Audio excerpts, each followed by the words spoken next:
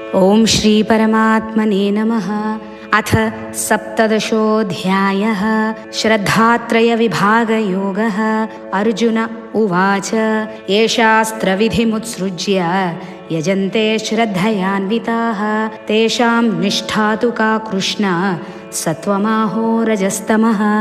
కృష్ణ, లోకంలో మానవులు ఎన్నో యజ్ఞయాగాలు, పూజలు, వ్రతాలు వేదాల్లో శాస్త్రాల్లో చెప్పిన విధంగా భక్తి శ్రద్ధలతో నిష్ఠతో చేస్తుంటారు. కానీ కొందరు వేదాలతో కానీ శాస్త్రాలతో కానీ పరిచయం ఉండదు. వారికి శాస్త్రాలు చదివే అవకాశం, శాస్త్రాలలో చెప్పబడిన విధి విధానాలని తెలుసుకునేంత తెలివితేటలు గాని ఉండవు. ఎందుకంటే భాష రాకపోవడమో, చదివే అవకాశం లేకపోవటమో, శాస్త్రాలు వారికి అందుబాటులో లేకపోవడమో, లేక నిర్లక్ష్యమో ఏదైనా కారణం కావచ్చు.